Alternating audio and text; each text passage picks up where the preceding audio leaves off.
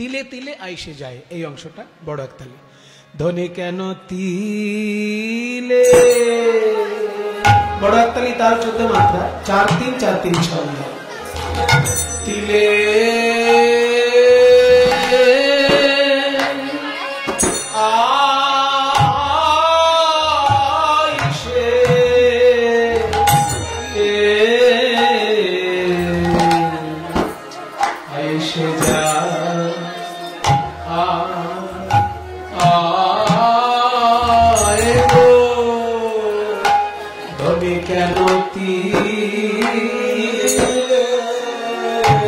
আমাদের লাই ধনী কেন আইসে যায় বার বার, কেন আইসে যায় বার বার, একদম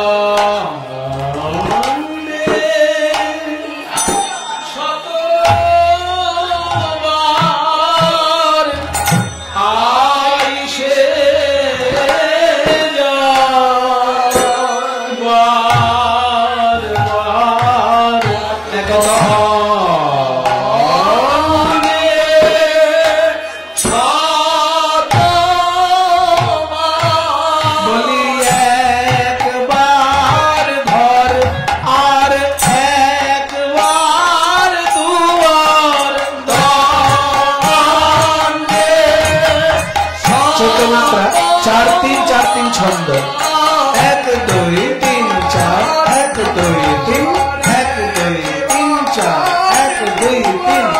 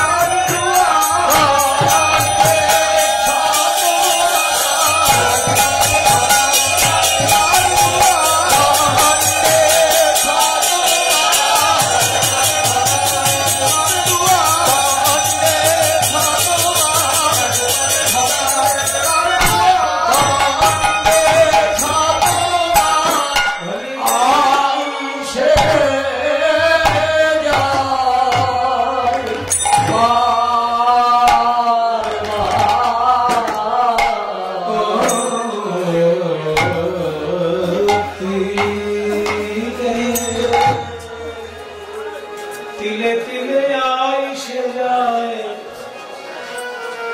রাজকন্যা রাস্তায় যখন হাঁটে তার হাঁটার মধ্যে একটা ধীর স্থির ভাব থাকে, কারণ রাজকন্যা তো অফিস ধরার জন্য যাচ্ছে না, আর রাজকন্যা ওই সাধারণ কোনো কাজ করতে যাচ্ছেন না। সেই জন্য রাজকন্যার হাঁটার মধ্যে একটা হংসগমন, রাজহাঁস যেমন না, রাজহাঁসকে আপনি হাজার হর্ন দেন ও নিজের গতিতে যায়, মরে গেলে ও দৌড়বে, মরে গেলে আপনি দৌড়বে, ও ওর গতিতেই যায়।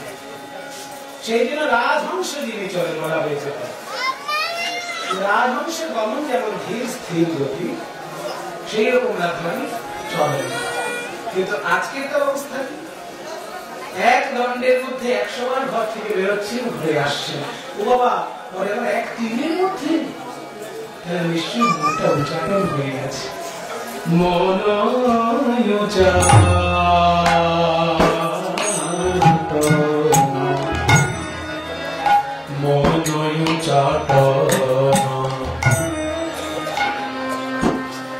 নিঃশ্বাস সঘন রে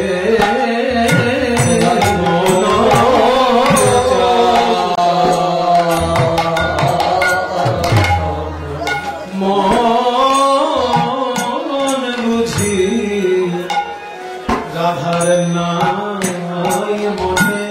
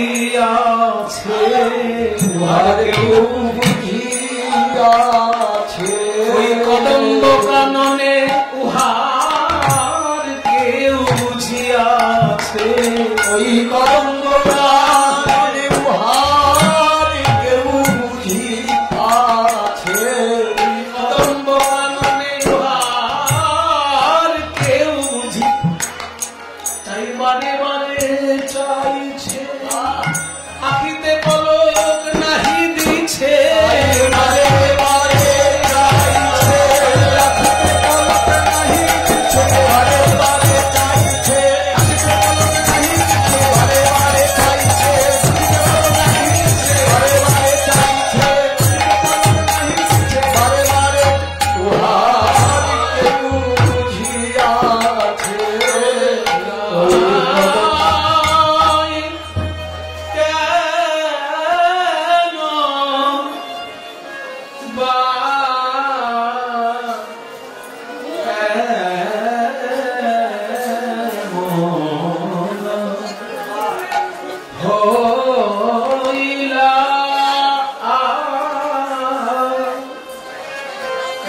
গানগুলো শুনছেন, যার কাছে আমার শেখা এত সুন্দর সুরের কাজ, কিন্তু তিনি হারমোনিয়াম কোনোদিন বাজাতে জানতেন না।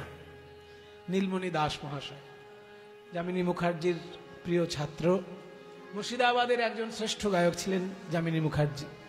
তার প্রিয় দোহার নীলমণি দাস। তিনি কিন্তু হারমোনিয়ামের সঙ্গে তার সম্পর্ক ছিল না, কিন্তু কোনোদিন বেসুরো হয়নি গলা। কোকিলের মতন অপূর্ব কণ্ঠ ছিল তার। এই সুরগুলো তার কাছ থেকে শেখা। রাই কেন বা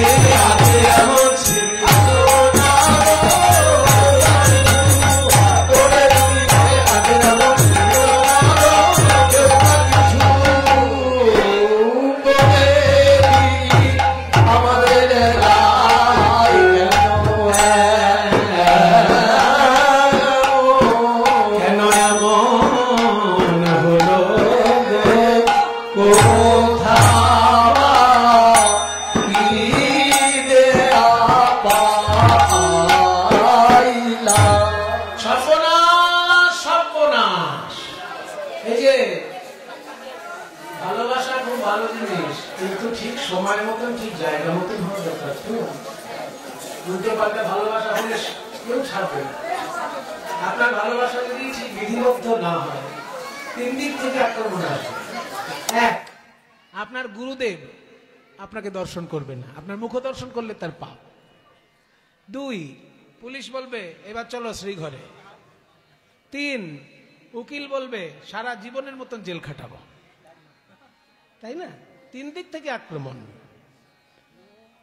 তা রাধারানী, তোমার যে মর্যাদা, সেই মর্যাদাটা কোথায়? তুমি রাজকন্যা, সাধারণ রিক্সাওয়ালা ঠেলাওয়ালার মেয়ে তো তুমি নও, তুমি রাজকন্যা। তুমি প্রথম কথা রাজকন্যা, তারপরে আবার আয়ান ঘোষের ঘরণী। কাজে ওই যে এই মন উচাটন ভাব তোমার তো মানায় না। শোনো রাধে, এই মন উচাটন যে ভাব তোমার হয়েছে, তোমার গুরুজনের কথা ভাবো। গুরুজন যদি সুজন হয় তাহলে মেয়েদের বা ছেলেদের দোষ তারা ঢেকে কথা বলে, আর গুরুজন যদি দুর্জন হয় অল্প দোষ হলে বেশি করে প্রকাশ করে। দুর্জন গুরুজনের ঘরে বাস তোমার। তোমার যে শাশুড়ি জটিলা, গুরুজন কিন্তু দুর্জন। শাশুড়ি যদি মন্দ হয়, বৌমা যারা এখানে আছেন তাদের কপাল খারাপ, যারা মন্দ শাশুড়ি পায়। একজন শাশুড়ি বৌমাকে গালাগাল দিতে গিয়ে মুখ হাঁ হয়ে গিয়েছে, আর বন্ধ হয় না। মানে পোড়ামুখী বলতে গিয়ে পোড়া গাল আটকে গেছে, আর মুখ বন্ধ হচ্ছে না। এটা ডাক্তারি ভাষায় বলে কি লক জ, মানে হা করতে গিয়ে কারো যদি গাল আটকে যায়, হাঁ হয়েই থাকে, হাঁ আর বন্ধ হয় না। শেষে ডাক্তাররা সেটা ঠিকঠাক করে আবার হাঁটাকে বন্ধ করে দেয়, অবশ টবশ করে ইঞ্জেকশন দিয়ে কিছু কায়দা করে বন্ধ করে দেয়। তো এইবার ওই বৌমাকে গালাগাল দিতে গিয়ে পোড়ামুখী বলতে গিয়ে পোড়া মুখ আর বন্ধ হচ্ছে না। পাড়ার লোকে সেই বুড়িকে নিয়ে গিয়ে ডাক্তারখানায় গেছে। ডাক্তারবাবু বলছে, ও ঠাকমা মুখ হা হলো কি করে?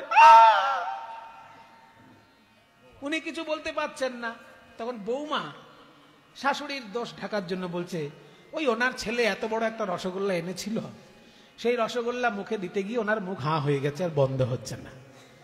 পাড়ার লোক বলছে, এই বউ, শাশুড়ির দোষ ঢেকে ডাক্তারের কাছে কি লাভ?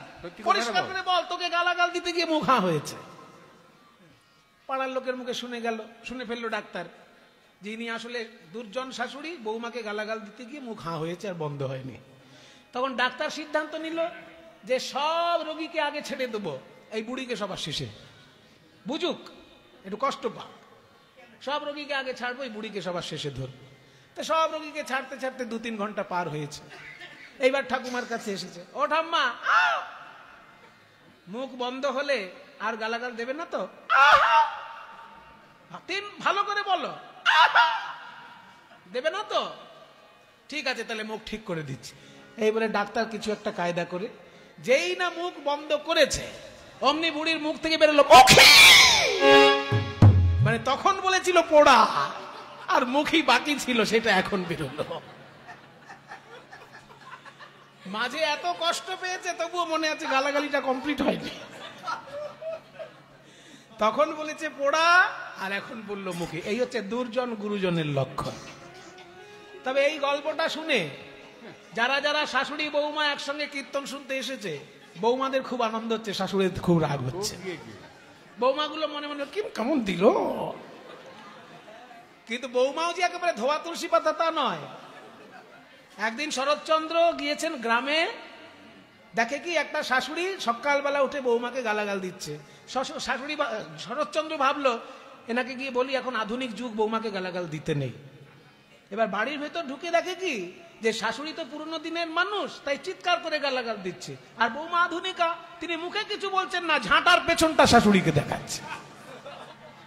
কাজে বাইরের লোক শাশুড়ির দোষটাই দেখছে, বৌমার দোষ দেখতে পাচ্ছে না। সব দিকে আছে গুরু দুরুজন, তাই বলছে গুরু দুরুজন, গুরু দুরুজন ভয় না,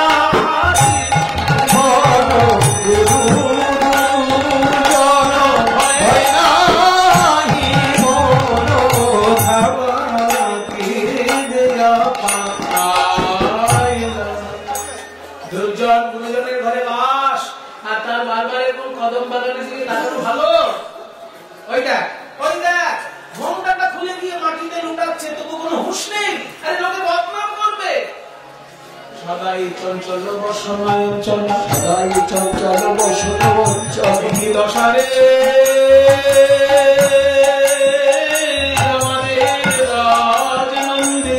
ওই সদাই চঞ্চল বসময় অঞ্চল, সম্বরণ নাহি করে গো, চঞ্চল বসময় অঞ্চল, সম্বরণ নাহি করে গো।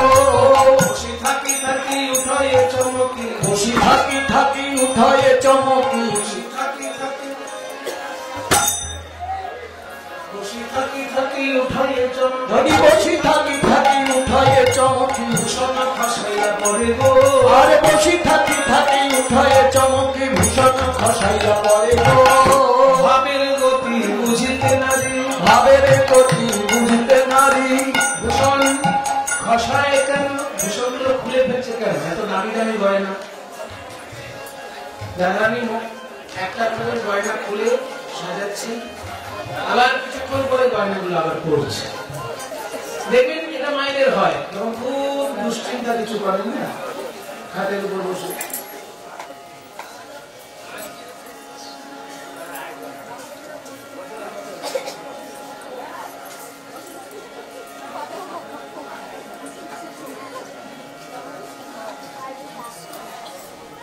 আবার একটু পরে পড়ছে।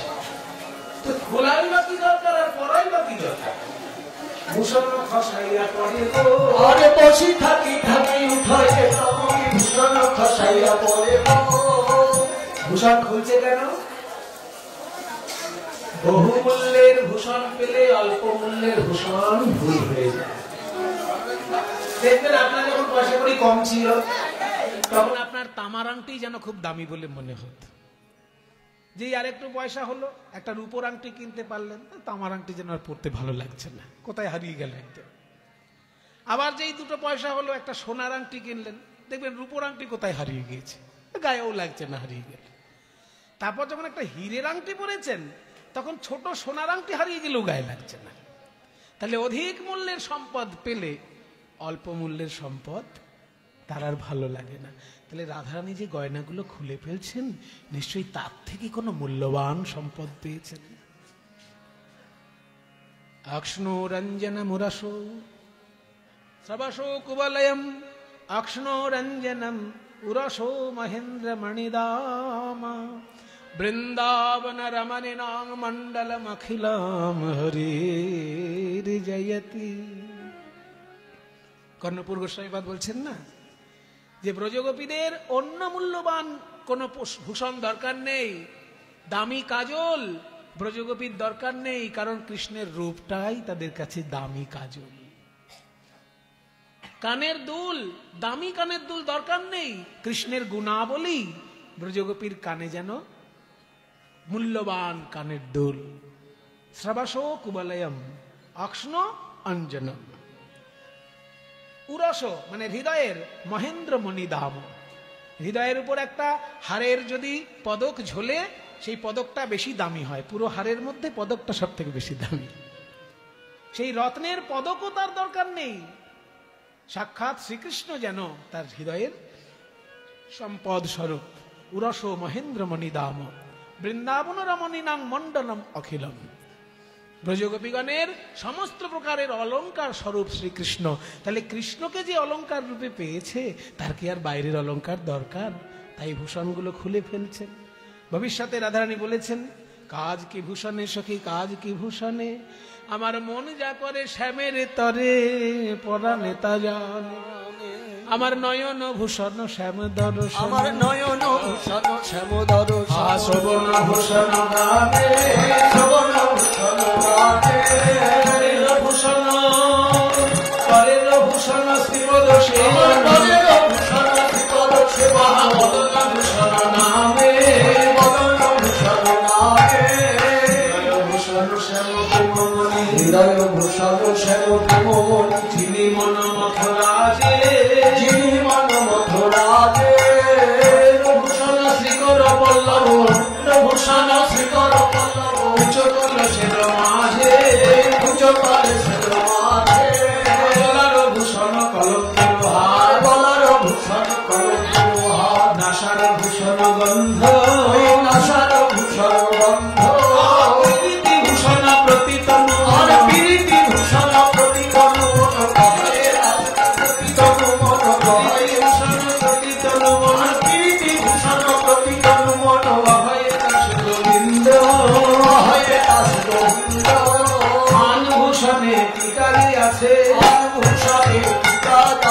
নীলমণি পেয়েছে উজ্জ্বল নীলমণি পেয়েছে যখন আনভূষণে টিকারে আছে, নীলমণি পেয়েছে যখন আনভূষণে টিকার আছে, নীলমণি পেয়েছে ওই ব্রজেন্দ্র কুলকুম্ভ সিন্ধু হতে নীলমণি কুলকুম্ভ সিন্ধু হতে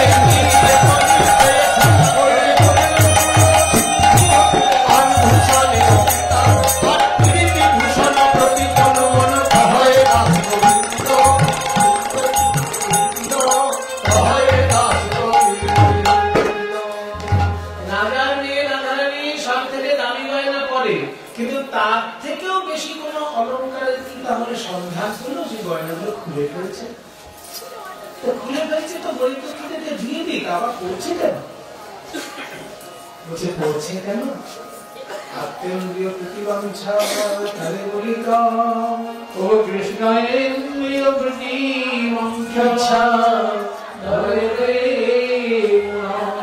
প্রকামে প্রেমে দোহাকার বিভিন্ন লক্ষণ প্রভু আর হেমে রয়েছে স্বরূপী লক্ষণ প্রভু পাম প্রেমে দোহাকার বহুত অংশ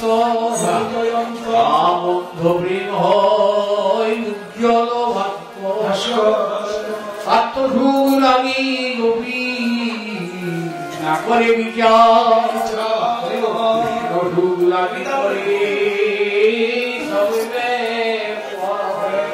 অতএব গোপী গণে নাই গায়ে সুর লাগি করে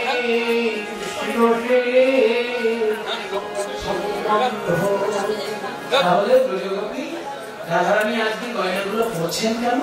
নিজের জন্য নয়। নিজের জন্য পড়লে সেটাকে কাম বলা। আমি গয়না পড়লে দেখি তার সুখ হয়, তার সুখের কথা চিন্তা করে তুমি গয়নাগুলি পড়ছি। তাহলে গয়নাতে তার কোনো মন নেই। তাই ভূষণ খসাইয়া আবার পড়ে। বয়সে কুমারী রাজা রছিয়াকে বয়সী কিশোরী রাজা রঝিয়াকে বয়সে কিশোরী রাজা রছিয়াকে বয়সী কিশোরী রাজা রঝিয়াকে তাহে কুলবধূবালা তাহে কুলবধূবালা বিবাহ বিলাসে বাড়ায় লালসে বিবাহ বিলাসে বাড়ায় লালসে বুঝি হার ছলা বিবাহ বিলাসে বাড়ায় লালসে বুঝি হার ছলা ইহার চরিতে হেন বুঝিচিতে ইহার চরিতে হেন বুঝিচিতে হাত বাড়াইলা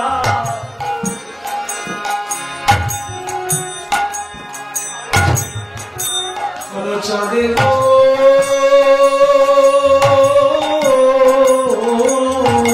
ইহার চরিতে হেন বুঝিচিতে হাত বাড়াইলা চাঁদে গো নিরাশে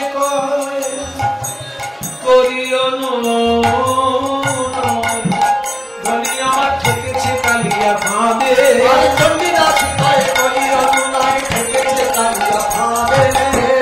কালা চাঁদের ফাঁদে ঠেকেছে আমাদের রাধার মনোমৃগী কালা চাঁদের ফাঁদে ঠেকেছে আমাদের রাধার মনোমৃগী কালা চাঁদের ফাঁদে ঠেকেছে আমাদের রাধার মনোমৃগী কালা চাঁদের ফাঁদে ঠেকেছে আমাদের রাধার মনোমৃগী আর তো ঘরে ফিরবে না গো আমাদের রাধার মনোমৃগী আর তো ঘরে ফিরবে না আমাদের রাধার মনোমৃগী আর তো ঘরে ফিরবে না আমাদের রাধার মনোমৃগী কালা চাঁদের ফাঁদে ঠেকেছে চণ্ডীদাস কয় করিল মনে ঠেকেছে কালিয়া ফাঁদে ঠেকেছে কালিয়া ফাঁদে ভগবত্তা চণ্ডীদাস বলছে রাধারানীকে কেউ দোষ দিও না। যদি কোনো হরিণী ব্যাধের ফাঁদে পড়ে দোষটা কি কেউ হরিণকে দেয় না ব্যাধকে দেয়? হরিণ তো সরল মনের প্রাণী, সে রোজ যেমন কচি কচি ঘাস খেতে আসে আজকেও এসেছে। সেখানে একটা ফাঁদ পাতা আছে, হরিণ জানবে কি করে? কাজেই যদি হরিণ ফাঁদে জড়িয়ে যায় তার ওই করুণ অবস্থা দেখে হরিণকে কেউ দোষারোপ করো না। দোষারোপ করতে গেলে যে ফাঁদ পেতেছে তাকে দোষারোপ করো। নন্দের দুলাল চাঁদ পাতিয়া রূপের ফাঁদ ব্যাধি ছলে কদম বেরতনে দিয়া হাস্য সুরাজার অঙ্গ ছটায় আঠা তার আমার আঁখি পাখি তাহাতে পড়িল মন মৃগী হেন কালে পড়িল রূপের জালে শূন্য দেহ পিঞ্জর রহিল। তাই না? তাহলে জালের মধ্যে জড়িয়ে হরিণ ছটপট করছে, কষ্ট পাচ্ছে, তাই বলে তুমি হরিণটাকে দোষ দিও না, এই কেন ঘাস খেতে গেলি না। ও সরল মনের প্রাণী, ও ঘাস খেতে রোজই আসে, আজকেও এসেছে। কিন্তু সেখানে যদি কেউ ফাঁদ পেতে রাখে তাকে দোষ দাও। কৃষ্ণের ফাঁদ ক রকমের? কৃষ্ণের ফাঁদ হচ্ছে 4 রকমের। ফাঁদ হচ্ছে 4 রকমের। লীলা প্রেমণা প্রিয়াধিক্যং মাধুর্যে বেণুরূপয়োঃ ইতি অসাধারণং প্রোক্তং গোবিন্দস্য চতুষ্টয়ং। একদিকে লীলা ফাঁদ, একদিকে প্রেমের ফাঁদ, একদিকে রূপের ফাঁদ, আর একদিকে বংশীধ্বনির ফাঁদ। এই চারদিকে চার রকমের ফাঁদ পেতে পড়ে যিনি দাঁড়িয়ে রয়েছেন তাকে তো পড়তেই হবে, সেখানে তো হরিণকে পড়তেই হবে। কাজী রাধারানীকে দোষ দিও না। রাধারানীর বাইরের দিকটা না দেখে এবার রাধারানীর অন্তরটা তোরা বোঝার চেষ্টা কর। দেখ না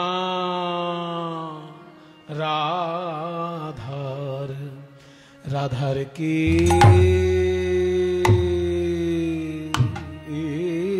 হলো, কি হলো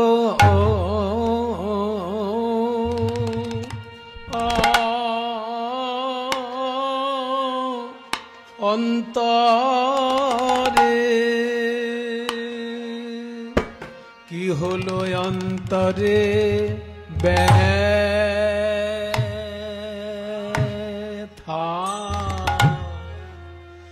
আমাদের,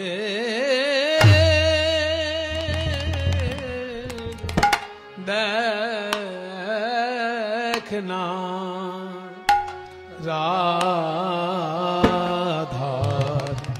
রাধার কি হলো, কি হলো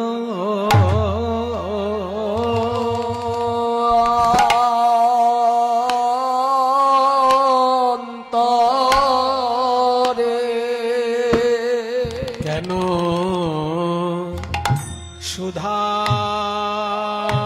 সুধাইলেও না কহে কথা, কেন সুধাইলেও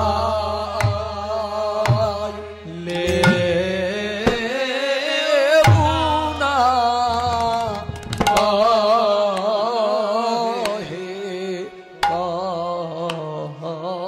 দেখ দেখ কি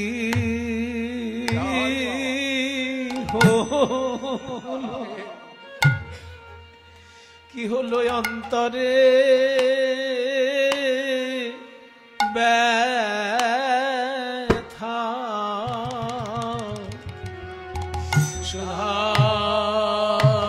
সুধাইলেও না